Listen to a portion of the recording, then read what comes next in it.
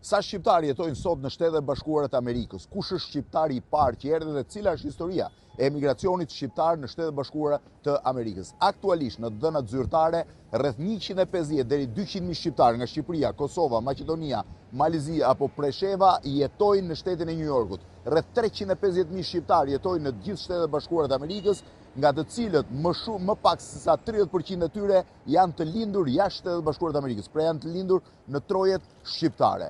Emigranti i parë shqiptar në Shtetet Bashkuara të Amerikës ka qenë Koli Kristofori, një burr nga Katundi, nga fshati Katund i Kolonjës, i cili mbriti në New York në vitin 1884. Ai u vendos më pas në Boston, ku punoi cakon industrinë tekstile, u kthye në Shqipëri, mori një pjesë fshatarëve të tij dhe u rikthye në Amerikë, ku mendohet që ka ndruar jetë në fillim të shekullit 20. Në vitin 1908, shqiptarët krijuan shoqatën Vatra, e cila mbetet shoqata më e vjetër shqiptaro-amerikane në historinë tonë, dhe gazetën Dielli, që mbetet po ashtu gazeta më e vjetër e ndesh shqiptare sot në botë.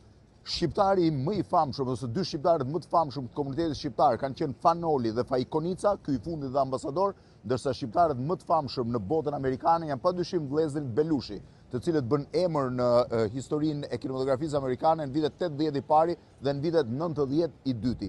Sot shqiptarët janë një komunitet dominues në biznes në New York dhe në shtetet e tjera, ku ata ndodhen dhe kryesisht drejtimi tyre më i madh janë restorantet, pra në restauratorë në New York dhe në shtetet e tjera amerikane.